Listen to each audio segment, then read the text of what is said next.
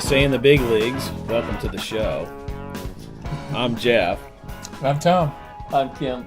And we are three old Reds fans coming to you from Studio 82, as always, just down the street from our good friends at Beans in the heart of Cedarville and the birthplace and final resting place of Bumpus Jones. Well, today the Reds welcomed Tyler Mahle to the show and Chad Wallach.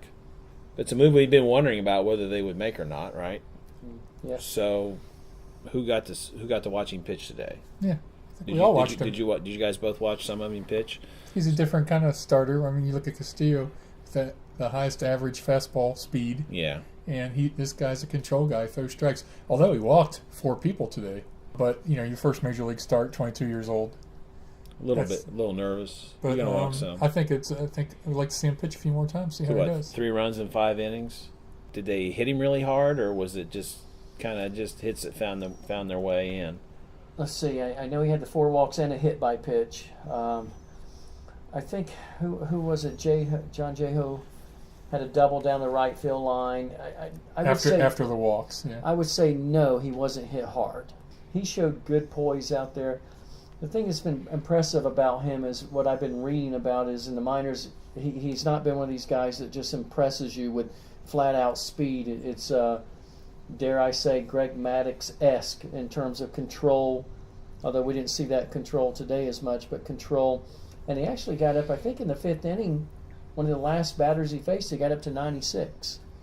On average, about 93 to 95 mile-an-hour fastball. But if you watched him pitch, and Tom probably can tell us more about it than I could, there was no wasted movement in his form, in his delivery. It was just smooth. Yeah, one thing you always tell young pitchers is you keep your head still. That gives you better control, the stiller that your head is. So swinging a golf club or swinging a baseball bat, it's a similar thing, right? To swing the pendulum. Kent Tekulve, I think obviously that submarine pitch, okay? Herky-jerky all over the place. But with Mahle just so composed and got the sign, and he really doesn't go over the head like Tom Seaver with his glove, just takes it, comes, and goes straight to the mound and just a plate. And good first start. And a quick worker, too. Well, at least the parts that I saw, I didn't watch. Pitch clock? Yeah, I didn't watch as much I wasn't able to watch quite as much of it as you guys were. But what I saw was like they were like showing a highlight, and they're coming back out of the highlight, and he's in his windup already. And half the time, the guys are still pawing around at the mound. As we've talked about, if you play, I play shortstop. You play behind the pitcher. You love that. You love to be ready every pitch.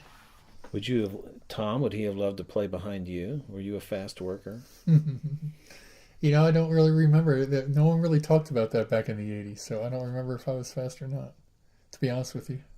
You were you. I just did my thing. So there is a thing where you have to be you to a degree, but you can't just all of a sudden decide to be a fast worker, right? You got to practice that. I mean, that's something you have to prepare yourself to do in a game. Well, some guys are overthinkers, and it's better for them to work fast, and other people need to remind. I mean, some pitchers I remember coaching.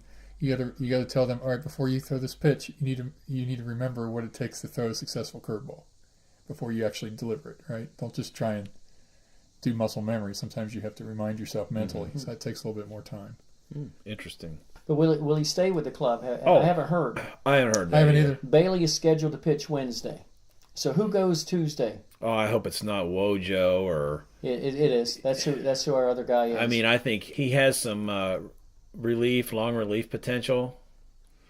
But I don't think he's a starter. I mean, you see every time he gets through the second, third time. It's what I'm going to. Okay, so you're going to have Homer, then you'll have Castillo, Romano, then you'll have Stevenson, then you'll have Castillo, and then will they allow Mahle to pitch? And because at that point you're in September now, so I don't know if there's official day. Is it September 1 or what? Yeah. When you have the call ups.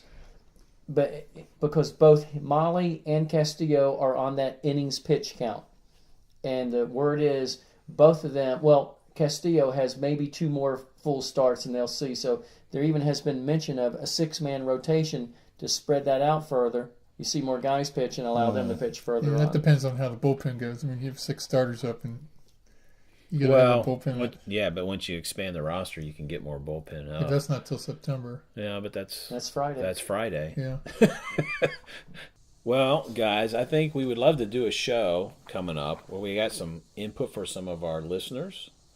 So we're asking you right now, you can tweet at us at 3 Old Reds Fans. You can do something on Facebook, 3 Old Reds Fans there. We have an email address, 3 Old Reds Fans. It's the number 3 at gmail.com. Send us an email.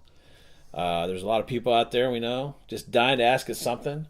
Maybe our good buddy Jeff Guernsey will. Doctor now. Yes, he is now. He just earned his PhD. Defended his dissertation 9 days ago. So, I mean, we can't promise. We have so many listeners. Oh, well. We can't promise we'll be able to answer everyone and do what everyone wants. But we might. But we'll do our best. We'll do our best. Yes. If we get 2 or 3, we can probably handle that. If we get 2 or 3. So, hey, but we do have a new sponsor. A good friend of ours. I think they'll be rolling in after this. Well, it could be. It could be. So now I'm going to read the ad. Okay? So, you ready? Hughes Law Firm. Well, actually, I read it wrong already. See, I hope he doesn't sue me. Cut. Take two. Hughes Law, with a focus on wills, trusts, elder law, and businesses, is located in Springfield and serves all 88 counties of the great state of Ohio. For more information, go to Hughes Law, that's Hughes, law.cc, or call 937-308-0520. And our good friend Dustin says, mention this podcast and get a wink and a nod. You're not going to find a better attorney. No, good dude. And we make a lot of fun of him. We kid around with him. He's way better than the Elk and Elk. His hair is way better. Yeah, is it way better? Way better. Well, that doesn't take much. So, I guess we'll never get Elk and Elk as sponsors. No, I guess not. Well, they're pretty big time, so we'll be. So is Dustin. Well, that's true. Well, as far as the advertising goes, our young pitchers. We've talked about Molly. So they put a stat up on the screen today. Some stats. I was getting ready to look it all up, and then. There it was on the screen, and so I just took a picture of it and copied it down in full disclosure. So Big Sally, as he's been known this weekend, Romano, last 2 starts, 193 ERA, 3 earned runs, and 10 strikeouts in 14 innings. Bob Stevenson, in the month of August, 196 ERA, 4 earned runs, and 18 and a third. And 21 strikeouts. Of course, they had the big, 6 strikeouts to start the game the other night? Yeah. And 11 the other night total. And 11, yeah. And then Luis Castillo in his last 3 starts, 159 ERA, 3 earned runs in 17 innings, and 24 strikeouts in 17 innings. Pretty impressive. So we were sort of lamenting 2 weeks ago. Last week was so crazy, we just really didn't get a chance to get together. Well, Castillo's worked out, but this whole young pitcher thing is kind of a bust other than that. And 2 weeks later, it's like we're reminded again, this is a long season. You have to be patient in baseball. And all of a sudden, we're like, well, maybe this Romano and this Stevenson character, and now Molly, they brought him up. Maybe we'll find out something. What do you think? What do you think we're going to be saying a month from now when the season's wrapping up? Yeah, who do you think has the best shot other than Castillo? Obviously is a solid pitcher, it looks like, but the other 3 guys, who do you think has the best shot for next year? I hope they all do. I think they've all sort of put themselves in consideration. I don't know. I don't know how to predict who's going to be there, but do you have a prediction? I like Romano. I really do. I think he's got a lot of potential. You're the pitching guru among us. I don't know if I'm a pitching guru or I'd still be doing it. Compared to me, you are. Same here. I like Romano. I really do. I think sometimes he looks lost on the mound, but I think that he's just young. But ability-wise, I like what he. And Stevenson has always had the ability, right? They've always talked about his ability, but his head, they've had trouble with his head. Right. And Kim talked about that a couple weeks ago about him taking instruction better, and it seems to be paying off. To answer the question, I'm a data guy, data driven, and the numbers don't lie. When you look at, he loves the metrics too. When you look, you look at no, he's got too many letters in there and symbols. Sometimes we call him let's just say he's data driven to a point. Legacy stats. I need You look I need the Esquire to defend me right now. Jeff looked like he was rolling his Mr. eyes a Hughes. little bit. Oh, I don't. I never roll my eyes. Only when I'm on C-SPAN. No, that's a whole nother story. Anyway, But I believe in the data. Molly, did you see his numbers on how successful he's been on every step of the way? I believe that's going to translate to the big leagues. So is it the start of next year? I don't know, but at some point next year, just continues to be Tyler Molly. We'll see him up. Romano, kind of look at him improving. Look at him; he's got that baby fat. Just like to see him get more, probably a better diet. He's just learning. Stevenson, I mentioned a couple of times now. Yeah, we heard Delino DeShields was saying until he does what he's been asked to do and taught to do, he's not going to succeed. Sent him back down for the longest time. Stayed with the Reds for 13 days and did not see any action. They brought him out in the bullpen one night after 13 days of inactivity and got hammered. Comes back now, and the past 2 starts, still little issues with walks and what have you, but there's improvement. There's improvement on him, so hopefully that will continue. And then how do you discount the confidence factor? Doug Collins, one time NBA announcer, said that the line is so gray and so thin between non-confidence and confidence. And once you get someone to be confident in whatever it is, the trajectory is there. So hopefully we'll see that with these 3. 2 months ago we're thinking, will it be, maybe 3 months ago, will it be Finnegan? Will it be Cody Reed? Rookie Davis, have y'all been reading the past 2 or 3 starts? Is it 1 walk in 21 innings and multiple strikeouts? So can that be carried on to the next level? But I like these 3 that you mentioned: Castillo, Stevenson, and Romano, and Molly. I think. Well, those are the 4 we've seen at the big league level lately. Well, Molly, we've had. The thing is the first couple starts they can do okay, but then when the scouting report starts catching up with them, you really see what they are. Well, that's what happened to Garrett. I mean, it seems like that, and the Reds sent him down when they shouldn't have. But because they notice tendencies and stuff. So I think with Molly, we need to give him a few starts before we can judge. And Castillo's first start was against a great team, the Nationals. But wasn't it 5 innings, 5 hits, 5 runs, and something, 5 walks? Yeah, he was kind of the opposite, wasn't he? But he pitched a great game. But again, the bullpen, because they had a big lead. And bullpen. Yeah, the bullpens let him down 2 or 3 times, big time. So, okay, outfield. Shebs is back, healthy, and he's had some really nice games. Hit the ball pretty well. Winker goes on the DL. What did we think of Winker? And is he the guy? Do we need to find a place for him to bat leadoff? What do you think? Who, Winker? Yeah. Is he a leadoff? What was his on base I know percentage like? I don't know, but it seemed like it was good. He walks. He'll take walks. Good eye. His batting average was hovering around 290, 300 when he got hurt. Do we have to go back to this? Pete Rose was not a base stealer and was a leadoff hitter and helped the team win a lot of games for a lot of years. We've seen some of the Charlie Blackmons of the world now being leadoff guys. Does it have to be, our fastest guy, or are we stuck with Billy Hamilton? Is this some sort of old notion that we have to follow? Why wouldn't we put Joey Votto hitting first? Why wouldn't we let him lead off? I mean, shouldn't it be the person that's going to get on base for everybody else? Is there anybody that gets on base like Joey Votto? No. Nobody. So I know you usually put he hits for power and RBIs. That's why he's hitting third. Mm-hmm. But who else do we have that gets on base as much as Joey Votto? Nobody. But that's why I raised the question. They're not going to do that. No, they're not. So it's like, you could raise that and say that'd be kind of interesting to try, but that's not going to happen, right? So is Winker, do we do something personnel, trade-wise, whatever, and say let's make him a leadoff hitter? I looked at his numbers because the other night I tweeted, I don't know if y'all saw it, someone was talking about Winker on the bench again. And I said 1/3 of us Winker, 1/3 of us Shebs, and 1/3 like Switzerland. Sort of neutral. I saw that. Yeah. You being Winker, me being Shebs, and Tom being Switzerland, which is not a bad place to be. No. Sizer a Swiss name? But no. The ratio of at-bats and home runs, if he had the same number of at-bats as Schebler's, 20 home runs for Winker. Now, will that continue? I don't know. This team needs a guy to get on base consistently.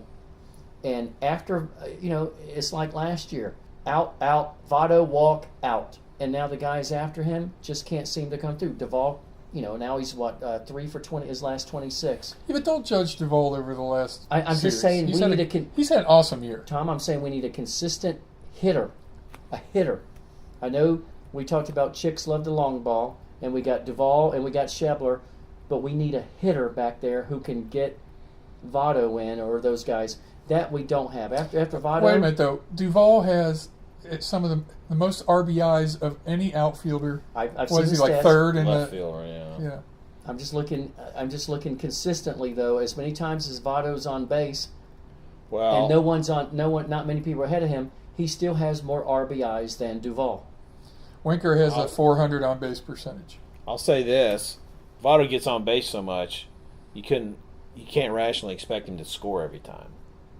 I'm not asking every Yeah, time, but I know. I would ask one time the past 2 days. One time the past 2 days would have helped. I know, and Especially it's today. in a couple games, we watch really closely, and it feels like, because you're asking, what's the stat about? Can we find a stat on the Reds compared to the rest of baseball on how much they score?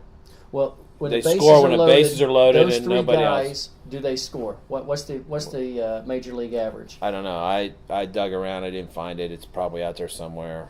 Or how But about I how many found it. times Joey Votto's left on base? And the question That's is, good. and we agreed before you got here that, well, we watch them every day, so it feels like maybe more than it is, but maybe it's not. Maybe they are the worst at it. Yeah. Maybe they're Maybe better the at it major than league everybody average, else. yeah. Yeah, 'cause we're not watching. Maybe the they other load teams. the bases more than anybody else. I don't know. Well, If they do, then Either. so That's why I but went to the guru. that's why you went to me for the numbers, and I couldn't find them yet. So if anybody out there finds that, let us Then know. we'll tweet it out there, and either Nick or Anybody? Buchanan, one of those guys. And, Yeah. so I saw Kozar today has 17 home runs. A little bit different topic, but he could easily get to 20. Do we know how many teams have had 6 people hit No, 20 I home haven't. runs? I haven't really delved into That'd that be- either. I thought you were supposed to do that. I think you're right. I was. What about Scooter in the leadoff hole? I don't know what his on base percentage is, I don't know. He's batting .290. and he has all year. I had been surprised that because last year Price moved Billy around a lot. Yes. He ain't done it this year. His Scooter's BA is Billy's OBP. Enough said. Yeah. So Scooter, Winker, somebody. Billy's a legit big leaguer. He's an elite outfielder. Tremendous. I mean, It'd be an awesome the 8-hitter. the other night when he tripped, it's like, he covered so much ground. He was going to catch. He still almost made a great catch as he stumbled. Right. But it's just like, Scooter's on base percentage is only 340 though. So Compared to Billy. Billy, it's pretty But stout. what Billy brings you is incredible speed when he's on base and defense like no other. Right. he'd be a lot better 8-hitter than Cesar Geronimo was Well, as far as all around. all around, yeah. In career average wise, it's probably not that whole lot different. Even though probably similar. Geronimo had a couple really strong years, bat 300 plus one year. But you're probably, I'd be happy with it. So, Kim, do you have a throwback player for us? Maybe it's a leadoff hitter. I do. If he is, can we bring him back? This Can is we a- get Bip Roberts back in the lineup? Or Chew. Shinsu Yeah. Chu. This You is a want a very guy good that outfielder. played in the majors from 1980 to 1990. Played his college baseball at Oklahoma State in 75 and 76, and then played for the rival Oklahoma Sooners the next year in 77. Drafted by the Reds in 77, 4th round The only Oklahoma State guy now is of the Pete Hickman. 77. Robin Ventura. Robin Ventura. Yeah. Of the 100, drafted in the 4th round of the 77 draft, he was named the Pioneer League MVP. So in terms of his career, comes in. I like this guy. 1980, his rookie year, he went 7-3 with a 3.56 ERA. Pitcher. All his games, It's not Mario Soto, Tom. That was last week. 24 games, started 13. His next year, 6-1 with an ERA of 2.52. Every game out of the bullpen. So the next 2 years they had him as a starter. Now we're getting into some bad teams for the Reds, okay? 82, 83. Was he with the 84. Reds all 10 years? No, sir. Okay. 2.85 ERA in 82 with a 3-4 record. Next year, 2.88 ERA on some horrible teams with a 10-6 record. The next year, 7-13 with a 4.19 ERA, would still be better than some of our pitchers. And then with him a couple more years, then with San Francisco, Toronto, and Boston, and closed out his last year with Baltimore. In A what lefty. year? What was his last A year? lefty, 1990. Oh, so he's a 10-year career. The same number as Chad Wallach today, and I know y'all probably didn't No, catch I that, paid so I'll tell you attention to number 49. But a good left-handed one, had a very deceptive fastball and a good roundhouse curve. Dependable pitcher for some teams that were very bad there in the early 80s. Oh, boy. Lefty, 80s. We don't want to spend a lot of I'm drawing a blank. dead time on this, but Well, just tell us who it is. his initials are JP, Joe Price. Joe Price. Oh. If he'd have been in the right situation, I think he would have had much better numbers, but never seemed to go after that. I think he was 45-49 in his career, and his record with the Reds was like 36-31. Right. So it's again with some weak teams. People have trouble figuring out whether to make him a starter or reliever, it sounds like. Back and forth. And We needed all the help we can get. yeah, exactly. Joe Price. I remember Pitched Joe with Price. Mario Soto. Yes, he did. Oklahoma State, huh? And then Oklahoma. Yes, sir. It's interesting he'd go from Yeah, one Oklahoma to the other. You don't know what you wonder what happened. Yeah. Well, you ever heard of this guy, Bill Campbell? You remember him as a pitcher? Is that a guy is that a name you remember? So that's our baseball card of recollection today. We're going to do Bill Campbell, pitcher for the Twins. This is his 76 card. It's the old follow-through pose shot with empty spring training stands and batting cage behind him shot. Anyway, on the back of this card, it notes that in 1975, both Pete Rose and Rod Carew led their respective leagues in both singles and in batting. So I thought, well, these two guys, known as two of the better hitters in the history of the game, what do guys like that, when it comes to leading the league in things, what's it look like? So Rose was a 17-time All-Star. Rod Carew was an 18-time All-Star. Is that right? The only time Rod Carew did not play in the All-Star game was his last year. He played 19 seasons. With the Twins and the Angels, Twins and the Angels. Had ended up, I think, with 3,053 hits. So he just didn't have as much of quite as long a career. Rod Carew always looked like he could barely hold his bat, it was about to fall out of his hands. He sort of had an awkward stance too. He was one of these science hitting guys, right? I mean, ahead of his time. He was a Wade Boggs. Wade Boggs was kind of like that. These guys, and we see Votto doing similar things, and Tony Gwynn, to mention another one. Those three guys sort of. But Votto has power, which those other guys. Votto's got power. They didn't exactly. George Brett was kind of that way with some power. Do you know where Rod Carew's from? Where he was born? What country? No idea. I don't remember, but I've heard it. Panama. He's from Panama. Anyway, Rose. We'll go back to Rose. We'll just compare the two as we go. Rose led the league in hits 7 times. Carew led his league in hits 3 times. Of course, Carew played all his career in the American League. Pete was a 3-time batting champ. Any guess how many batting titles Carew won? I'll say 6 as a guess. Pretty close, 7. Wow. Pete led the league in on-base percentage twice. Carew 4 times. Pete led the league in runs scored 4 times, and Carew once. I didn't find, in all the stats you see, it never lists like singles. So that stat of led the league in singles, I didn't find that. Probably could find it somewhere, but I didn't find it. Pete had a 303 career batting average. Rod Carew 328. Wow. Pete 375 on base percentage career, and Carew 393. 393 career. Career for getting on base. Yeah, almost 4 out of 10 times he got on base. I don't know what Joey Votto's is at this point, but But real quickly, I'll say the other night I saw a stat. I don't know if y'all saw in the game when Joey Votto at the plate with 2 strikes, his OBP 427. yeah, which this is year. way out of the norm, because 2 strike counts if pitchers. That's an advantage pitcher for Every everybody time. else. Every time. For almost everybody else Yeah. except that guy. Joey Votto's career OBP at this point, you want to guess what it is? It's higher than Rod Carew's. Yeah, I'm going to say about .410. 426. 420. He's Went led up today. and he has led the league 6 times in on base percentage. How many years has he been? He in the league?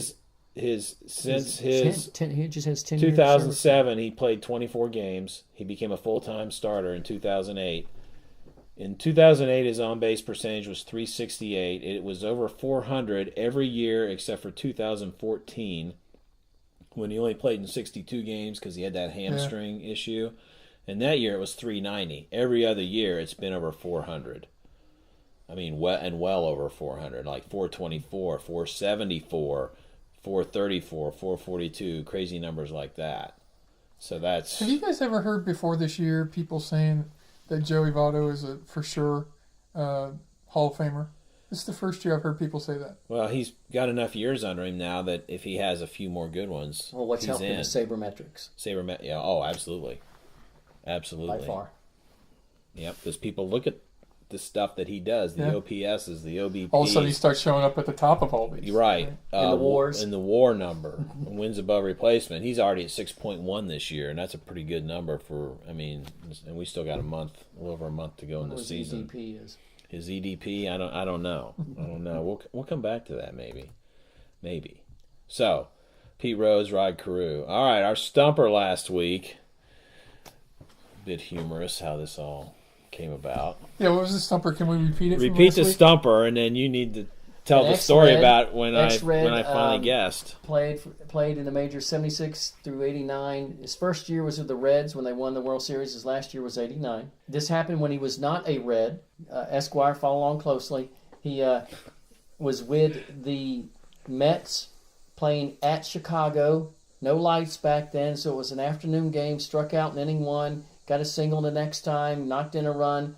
They pulled him from the game. He goes to the manager. What are you doing? And I believe it was George Bamberg. That's what you said. That's what you said last week, George Bamberg. Okay, then it says, and he said, well, you've just been traded. So he goes, and a little funny story in that is forgot his glove, had the cabbie turn around, go back to stadium, get his glove, flies to Philadelphia, where the team he's traded to, Montreal, was playing. And he saw Pete Rose and waved hi to him, and later on got in the game. Rewind back to the game at Chicago, got a single off of Fergie Jenkins. Ferguson Jenkins, future Hall of Famer, a Canadian-born player. Later that night, comes in around the 6th or 7th, gets a single off of Lefty. Steve Carlton, another future Hall of Famer. They won the first game, lost the second game. So he played for 2 different teams in 2 different ballparks and hit off of 2 future Hall of Famers.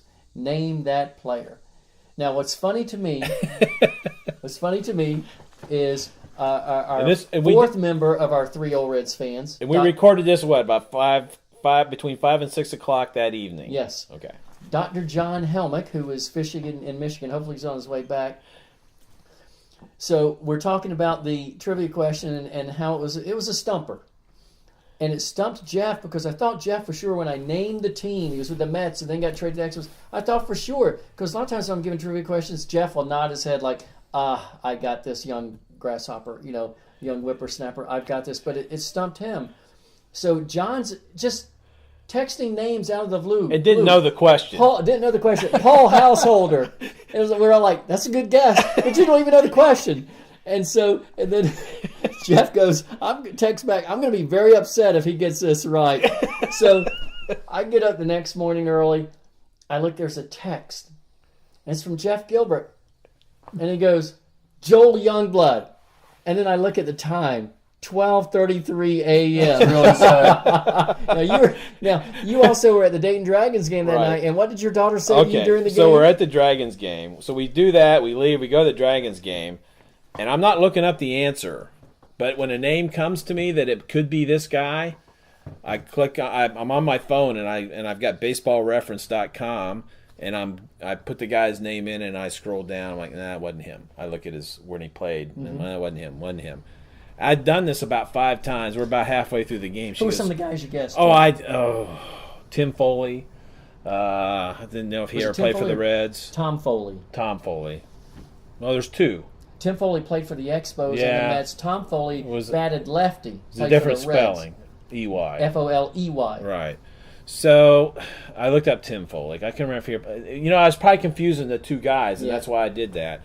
Of course, I had mentioned Doug Flynn. I don't know. I think I thought a householder too. When he said it, I looked Just it up. curious. When he said householder, I looked it up. And that might have been when I was at the game. So yeah, that was all happening while I'm sitting there watching the Dragons. And then she finally says, "What are you doing?" I said, and so I explained it to her. She just laughed at me. You're such a nerd, I'm Dad. such a nerd. So I get home. We had recorded the podcast. I left, rushed out to go to the game. I get home, so I've still got to do the editing and get it posted online, right? So I'm up till about midnight, and I'm still thinking about it. I can't think of anybody. So I go and lay down in bed, and I'm lying in bed, and I'm just starting to think about going to sleep, and all of a sudden, I see these words in my mind with my eyes closed. Joel Youngblood. Joel Youngblood. He played for the Mets. Yeah, maybe it's him. So I grabbed my phone, looked at it. Boom, I was right. I said, it just came to me. Joel Youngblood. Which is why I put that, because it was after 12. It was 12:30 in the morning. 12:33 by your phone. So yeah, that was kind of funny. So Joel Youngblood is the answer to that question. All right, Tom, you got a stumper for us? Something that's going to keep me up at night? Nothing near is sophisticated as that Well, one. you know. That was very impressive, Tim.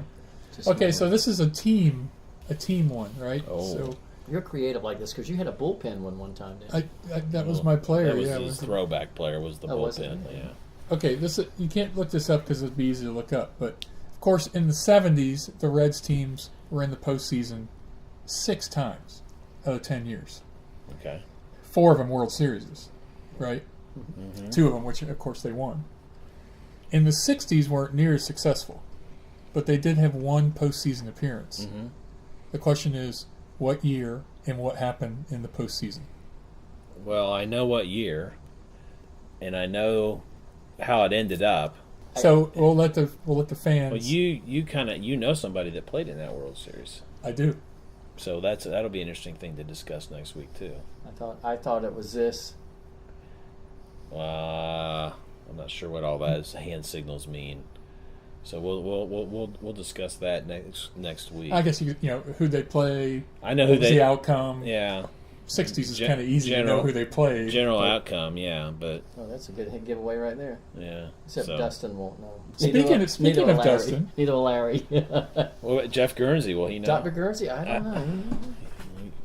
Yeah, He's a doctor now. Huh? yeah. He I should finished. say Dr. Zavodny as well. Yes. Okay, very good question. Speaking of Dustin, Speaking of Dustin, Hughes Law, with a focus on wills, trusts, elder law, and businesses, is located in Springfield and serves all 88 counties of the great state of Ohio. For more information, go to hugheslaw.cc or call 937-308-0520 and mention this podcast. Don't think it'll help you at all, but it You'll might. get a Never wink know. and a nod. You'll get a wink and a nod, and he'll talk about what great guys we are. Maybe not. He might not do that because we're making fun of him. But he said we could. we could. So, good. All right.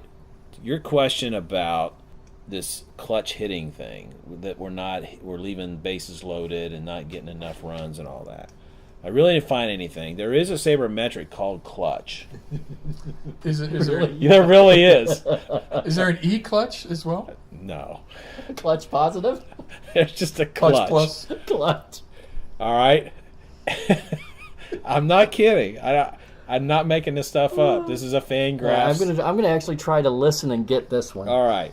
What's the formula, Jeff? The formula is immaterial. Oh, I mean, because we won't understand it. But we've understood it's the other what ones? it's what it represents and tells us is what really matters. Okay. Okay. This is an actual sabermetric. This is it's Focus, called Kim, clutch. focus. I am. It It hurts. measures how well a player performed in high leverage situations. Okay. Is that you tracking? I'm tracking. High leverage. Okay, we know what that Like means. bases loaded, two Bases outs, loaded, and bottom 2 of outs, the ninth. bottom of the ninth. Okay. Or 2 guys on, second, third, nobody out. Okay. But it's technically how much better or worse a player does in that high leverage situation than he would have done in sort of a neutral environment. So leading off an inning. What's he bat leading off an inning? What's he bat? Nobody on base. With nobody on base. And what's he bat in these other situations? Okay. Is it different? Mm-hmm. So technically, it's comparing a player against himself. Mm-hmm. So a player who hits 300 in high leverage situations, when he's over a 300 hitter anyway, for the purposes of the stat, isn't considered clutch. Say that one more time. For the purposes of this stat, if you're a 300 hitter and you hit 300 all the time, and you also hit 300 in high leverage situations, for the purposes of the stat, you're not clutch. Wow, that makes sense.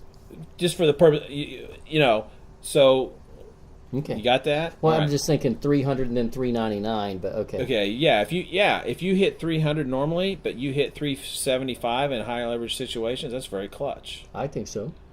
But if you hit 375, it's not all the time, then you're just kind of doing what you normally do. So is the clutch thing the difference? Yeah, I think so. That's what the number is? So it takes a couple other sabermetrics and divides them or something. Stir in the pot. It's just put them all, just throw them all in there like WOBA. You just mush all this stuff together, right? Remember that conversation? That was one of my favorite conversations of the first 16 episodes. And Kim was sitting here with his head in his hands. Oh, WOBA. Trying. Woe me, WOBA. Woe you, yeah, WOBA. WOBA. Not to be confused with women's basketball. Okay. Anyway, you okay over there? You're gonna edit this out, aren't you? Yeah, no, probably not. Probably not. Okay, so do you have the actual? I've got a little bit of something here for you. A little bit of something. A little something. And he talked about it in the context of the team, so I did not look up individual players. We could do that, but I didn't look it up. It shows the past, but it really can't predict. So a rating of 2.0 or better in this formula, because like I said, it takes 2 or 3 other sabermetrics and divides them and whatever, and we'd have to explain what they mean. And I don't know what any of those mean. So it would take forever. We need like an hour show just on this. Dustin's got to pay a lot more money than that. Yeah, that's right. We didn't get paid enough for that. So excellent is 2.0, great is 1.0, above average 0.5, average 0.0, below average negative 0.5, poor negative 1, and awful negative 2. So, would you consider the Pirates and the Padres 2 of the best hitting teams in the major leagues? Absolutely not. All right. Well, they have the highest clutch rating. Wow. Which means in high leverage situations, they do better than they do in low leverage situations, which means they're not there a lot. They're probably not getting on base a lot and not doing a whole lot to get into these situations. Do. But when they do, boy, they make it count. So runners and the Reds are 27th in Major League Baseball, negative 5.01. Wow. So it's hard to say the Pirates perform better and the Padres perform better in these high leverage situations compared to how they perform the rest of the time. The Reds perform worse, but maybe the Reds are in those situations much more often. And you're not going to produce every time, right? So it's kind of a hard thing to figure. So runners in scoring position, which is not from the 80s, 90s, is kind of a fairly recent term, and we know what that means. So players' batting average with runners in scoring position has been used to evaluate a player's clutch hitting. However, now I didn't do all the numbers, but they've run the numbers. Very few players are consistently good or bad at this measure. Year to year, it's different, lending more credence to the belief that there's no such thing as the skill of clutch hitting. You're either a good hitter or you're not. Even though we said Tony Perez always was a clutch hitter. But Tony Perez was a good hitter, period. It just, maybe he just did it in some bigger situations than some other guys. That we remember. And so forth. So that's sort of where this whole thing falls. That's interesting that according to that stat, there's no consistency. Yeah, when we looked at Joey's on-base percentage, and it's always over 400, I bet his runners in scoring position is all over the place. It's not going to have that same consistency. There are a few guys it is, and maybe he's one. Maybe these high run producers throughout their career. So someone like me who's very simple-minded, that's why I like the runners in scoring position. For Jeff Gilbert comes up to the plate, and his average RISP and his average all other times. I get that much better than stirring the pot with. Right, but the thing you got to remember there is that's what I'm doing now. It's not really predictive. I might go cold. I might have been really good last year, not so good this year. Doesn't mean over the next month I'm not going to be good at that. Agreed, but that's why they show for the year. Usually when they show that stat, they'll show it for the year. Quick question to interject. Yeah. Runners in scoring position. Why is it a runner on second base and not in first base? Because technically you're in scoring position if you're a runner on any base. No, well, it's the no, likelihood base hit. It's the likelihood that you would score on a single, but it's the likelihood that you could score on a single. Okay. That's how I never heard it defined that it was a second single. and third base are considered in scoring position as you could presumably score on a single. Right. Did not know that. Thank you. Which is the most common hit. See, even I learn a lot on this show. You do. You've been listening. All right. So I have a question, kind of related to this. Early in the season, we said, "Hey, this is a good hitting team. The Reds are. This team could make the playoffs with the hitting with the lineup we have." And the bullpen was pitching well then. And the bullpen too, but the pitching was obviously still has been terrible this year. Starting. Yeah. Do we still believe that this lineup with the hitting is a playoff caliber lineup? I haven't looked at where they compare in all the numbers anymore, but I think in general, that the weakness is leadoff. I still think it is a team. And plus, if you're in more games that mean something, the hitters are going to produce better too. You know what I mean by that? If you're out of it, like we've been so often, it's by tough the fourth to be inning. mentally motivated. Yes. So I do believe that this lineup, even with Billy at the top, is we all agree there's an issue. Oh, there. if we had some of the Dodgers or Nationals starting pitching with this lineup and even Billy batting leadoff, yeah, we'd be in the hunt. Yeah, I agree. In this division. Definitely in this division. Yeah, probably not. I mean, the Nationals and the Dodgers are an anomaly. Certainly in the wild card hunt. Because the Dodgers, nobody's catching them this year. Wasn't it interesting that a pitcher could go out and throw 9 no-hit innings and not win the game? Yeah, how about that? And he's a Dodger. I mean, that's how unpredictable baseball is. If there's any team you're going to go throw 9 no-hit innings for and you're going to win, who is it? It's the Dodgers. not that night. Crazy. And who was the last guy to do that? Lose a no-hitter in the 10th inning? Harvey Haddix? Well, no, he lost in the 12th. Past 9th inning, I should say. I don't know if he was he the last one? He's a Springfield guy or New Carlisle? Yeah, he's from he was in Champaign. He was born in Champaign County. Went to a high school that was known as Westville. I think it's Westville, and I think I've been through that little spot in the road up there somewhere. And then they moved into Clark County, and he went to what was known as Catawba High School, which is up outside of Springfield area. And then there's a summer league. I don't know if it still exists, but when I was a kid, it was still called the Lawrence Haddix League, Yeah. and that's named after Brooks Lawrence, who's from around here somewhere. And I coached at Wilmington College. Right, and you coached against him when you were at Cedarville. And so it was named the Lawrence Haddix. I played in it one year. And our Little League field in New Carlisle, which is a small town in Clark County, not where he's from, but for whatever reason, and I don't know why, maybe he was there, maybe they got him to come for, dedicate the field or something, but it was called Haddix Field. And it may still be, I don't know. But the New Carlisle Baseball Association that I grew up playing in was Haddix Field. And so, yeah, Harvey Haddix went 12 innings, perfect innings, and then got beat. And so after that, they decided it used to be asterisk in the book, so like as a quote no-hitter, but you don't get credit for that anymore. It's however the game finishes is what it is. And so you'd asked me that question, Kim. I Does did he because get I credit remember for the asterisk. But wasn't there something too? You could pitch 8 innings, okay, and if you it was a lose, complete game, but you didn't get credit for the no hitter because you didn't pitch 9. Really? Because if you lose, Like no, if not you- because you lost, You're the home because you team. didn't go 9 innings. Well, yeah. Yeah, I don't know. So if you're on the road, but if you or win, home, you're going to pitch 9 innings because the other losing team's there going to was bat in something a where ninth. I need to But think if it you- through. There but was if- something but if where you- a guy went 8 innings, no hit, gave up no hits, but it wasn't officially a no hitter. Maybe a relief pitcher came in. No. Well, then you get a combined no hitter. I don't know. Rain out. I don't know. No, a rain shortened one. It's a complete game. I think it counts. I'd have to that's right. check. But they changed Well, how this that guy for the works. Dodgers he's like their number 3 Rich pitcher. Hill, yeah, he's had a really good season for him. Yeah. Okay, you're on the road. You lose. You're losing 1-0. You have a no hitter. Top of the 9th inning, your team does not Right. score.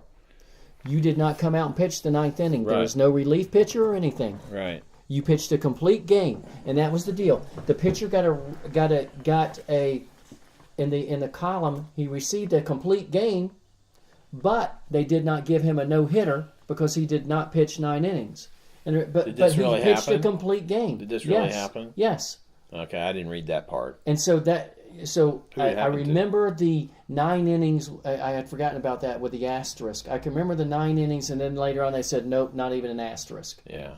But that happened one time where the guy went 8 innings, a complete game, but he did not get credit for the no hitter. So Harvey Haddix. I got to find out who that Right. was. Yeah. Harvey Haddix probably pitched the greatest game anybody ever pitched, because you know who he pitched that against in '49 or whatever it was. Dodgers, Brooklyn, The Yankees, Braves. Hank Aaron, Milwaukee.